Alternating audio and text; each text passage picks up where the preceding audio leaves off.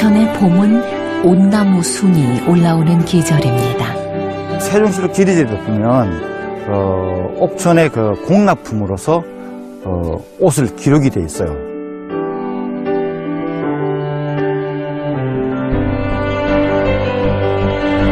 옥천의 여름은 젊은 어부가 마음껏 그물을 던지는 계절입니다. 젊으니까요. 젊으니까 하는 거지. 봄과 여름 사이 계절이 바뀌는 옥천에는 하루가 다르게 녹음이 짙어갑니다.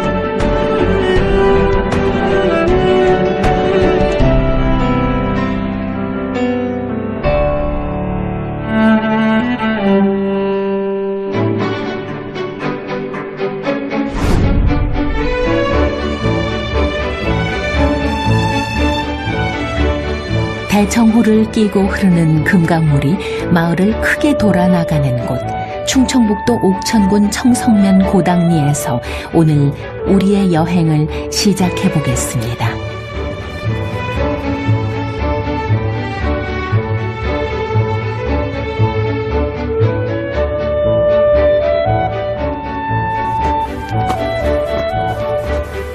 고당리는 경사 급한 산기슭 여기저기에서 온나무들이 자랍니다. 마을에서 털보 아저씨로 불리는 박기영 씨는 자칭 타칭 옷박사입니다. 일제강점기 때까지만 해도 옥천옷 굉장히 유명했어요. 충청도의 대표적인 옷 주산지였어요.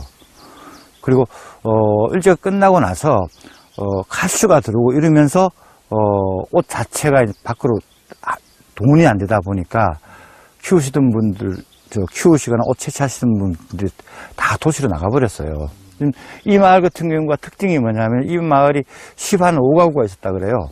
그분들 전부 다 겨울철 되면 옷 진내서 주 수입으로 그걸 먹고 사시던 분이에요. 근데 옷 값이 떨어지고 칠이 안 팔리니까 전부 다 그만두고 도시로 다 나가버리신 거예요.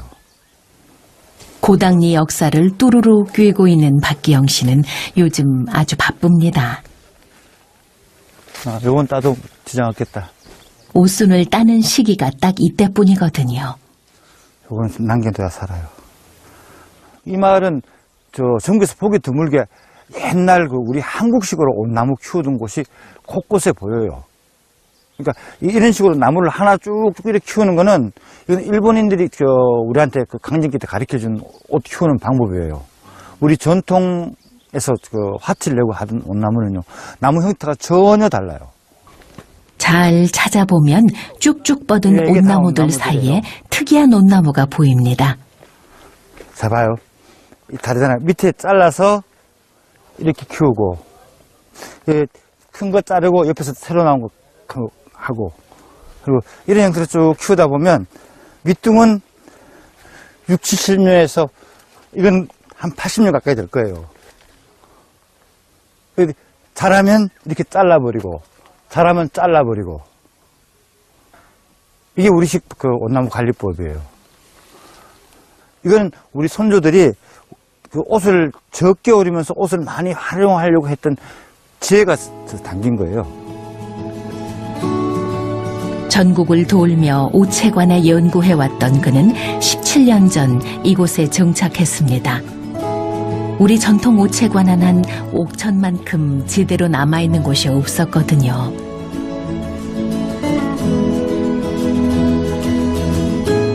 특히 이 마을 샘을 보고 그는 무릎을 쳤답니다.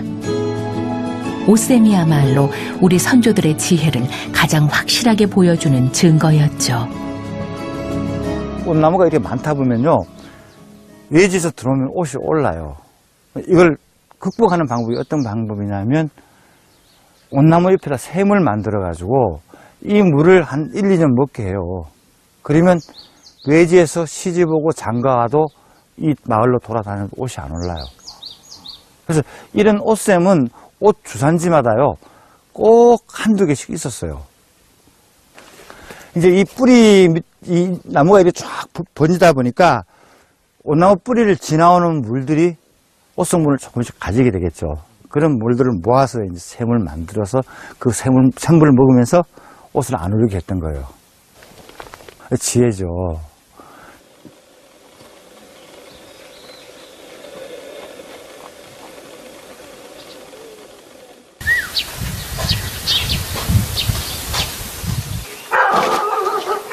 채취한 옷은 여러 가지 용도로 쓰입니다.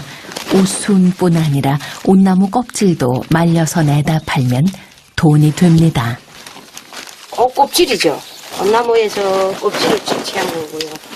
1년 중에 수입 중에 가장 큰 수입은 이 옷인 엄나무라고 볼 수 있어요. 고당리가 옷 특구로 지정되면서 고달팠던 산비탈 마을 주민들 생활에도 조금은 숨통이 트인 셈입니다.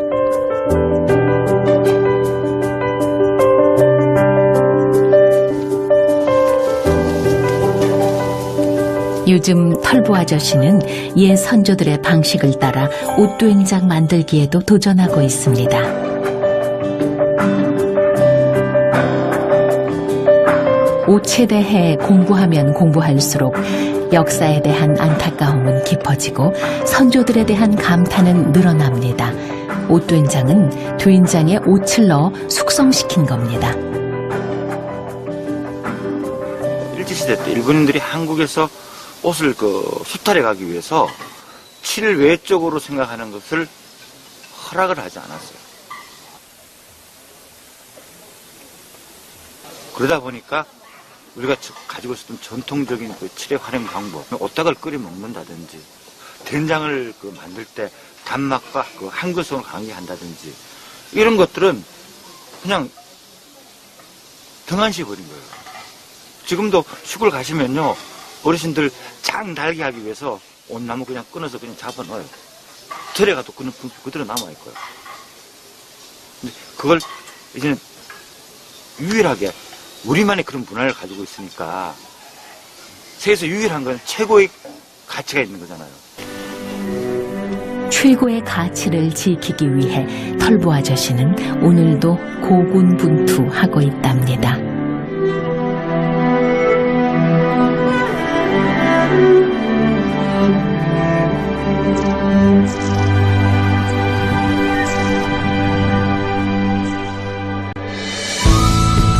금강물이 흘러 대청호에 갇혔다가 풀리는 곳, 그 언저리쯤에 젊은 어부의 어로구역이 있습니다.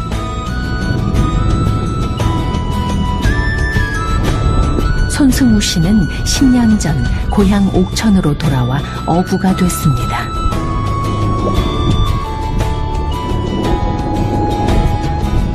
매일 보는 천하절경과 멋진 물새는 대청호 어부에게만 주어지는 특권입니다.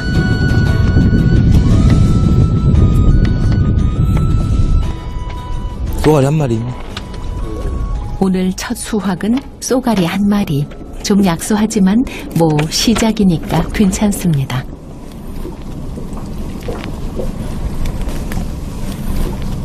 여기 상처가 없어요. 어제 그저께가 이틀 전에 걸린 거는 여기 줄이 조금씩 배기는데 갓 잡힌 것 같아.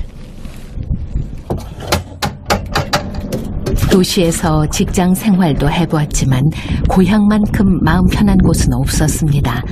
그는 돌아와 대청호에서 물고기를 잡으며 하나하나 새로운 삶을 익혀가고 있습니다. 요거는 표준어로는 동작에 일명 빠가사리라고 하죠. 빠가사리, 황빠가라고도 하고, 예, 빠가사리. 이게 매운탕 끓이면은 국물이 시원해요. 가시가 많기 때문에. 요건 눈치.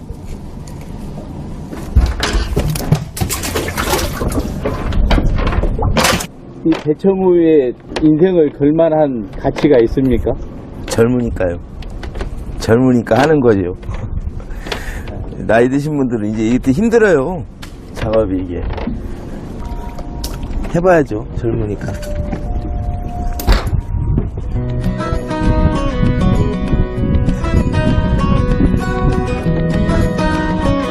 손승우 씨는 대청호 어부로서 알찬 포부를 갖고 있습니다. 저 펄떡이는 은빛 물고기가 바로 그의 희망입니다. 이게 물개라고 보통 흔히 아는 도리뱅뱅이 만드는 고기가 요리하는 고기가 요 물개라는 고기예요. 이게 육질도 빙어에 비해서 원래 빙어에 비해서 육질도 좀 단단하고 뼈도 좀 단단하고 해가지고 바삭거리는 맛도 더하고 원래 도리뱅뱅이 용 고기.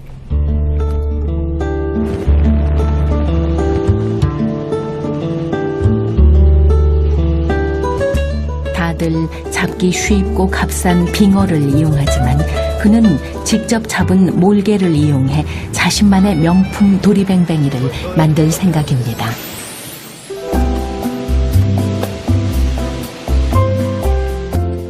몰개 잡는 건 남편 일이지만 도리뱅뱅이 만드는 건 아내의 몫입니다. 아내는 몇 년 동안 옥천에서 음식 좀 한다는 할머니들을 따라다니며 도리뱅뱅이 만드는 법을 배웠습니다. 2번 정도 튀겨야지 바삭거리니까 한 번 튀겨서 식힌 다음에 기름을 쏟아내고 식힌 다음에 다시 이제 2번째 기름을 넣어서 다시 2번째 튀기는 거죠. 그 위에 양념한 고추장을 바르고 마지막으로 각종 채소를 잘게 썰어 바싹 튀긴 생선 위에 뿌리면 옥천 명물 도리뱅뱅이 완성.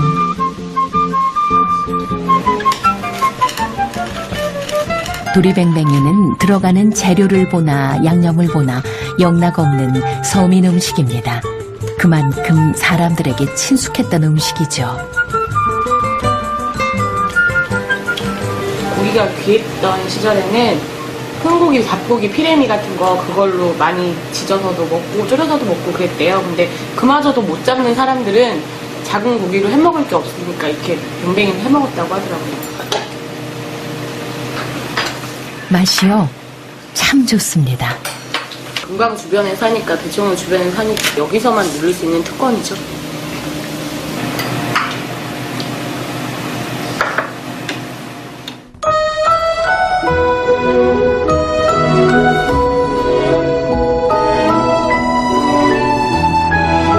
봄과 여름 사이 물가의 봉우리들은 점점 실록이 짙어가고 덩달아 대청호 물색도 초록이 짙어집니다.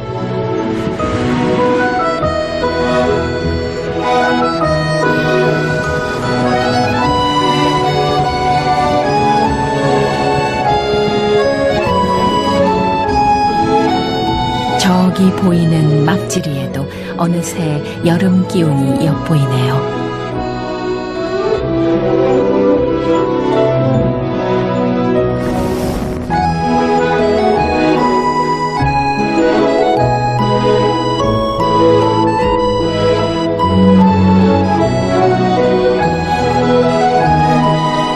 대청댐 수몰로 육지 속의 섬처럼 돼버린 마을이 2개 있는데요.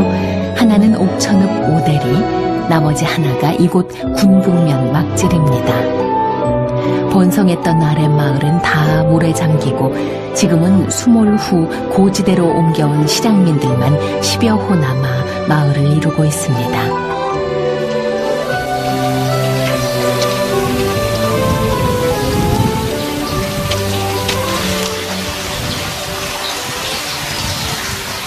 화가이기도 한 이장님은 물에 잠긴 고향을 그리워하다가 이렇게 마을회관을 추억의 전시관으로 만들었답니다.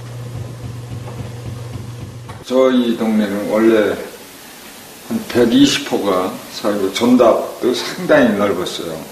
실개천이 흐르고 저쪽에서 배를 타면 이 동네를 지나서 이리 한참 들어오시면 이제 동네예요. 그러니까 여기가 전체가 지금 물속에 잠겼죠. 아, 참 예뻤죠. 정말 유명한 동네였는데. 화가 이장님 그림 속에는 발가벗고 뛰놀던 골목길과 개구리 잡던 보리밭이 그대로 남아 있습니다. 여기 사다 나가신 분들도 모든 분들이 제 그림을 보면 정말 이 동네 잘 왔다고, 진짜 좋다고, 이런 거 진짜 좀 많이 좀 그려서 이렇게 하자고 그래요. 그래서 그런 거를 문화적인 거 우리 옛날 거 뭐 이런 거를 제가 많이 하고 싶어요. 그래서 이제 그런 쪽으로 우리가 뭐 좋은 일을 한번 해보자. 농사도 물론 중요하지만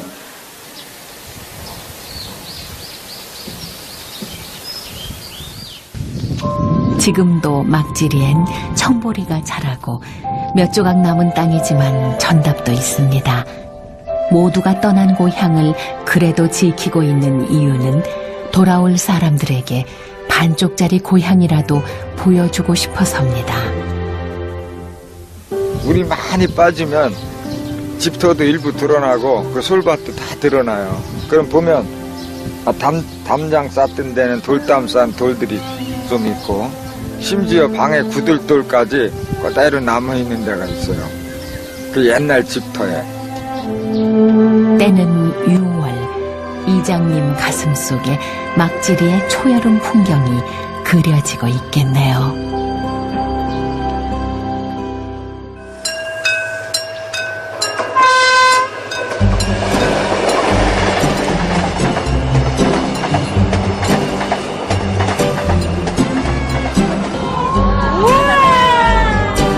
풍경을 떠먹여주는 거.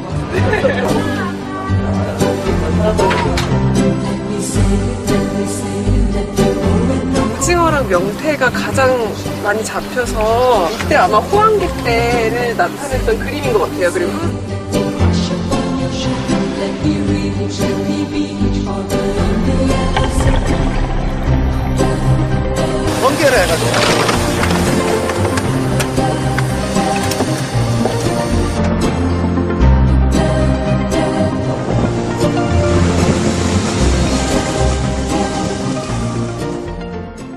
넓은 벌동 쪽 끝으로 옛 이야기 지줄대는 실개천이 휘돌아 나가고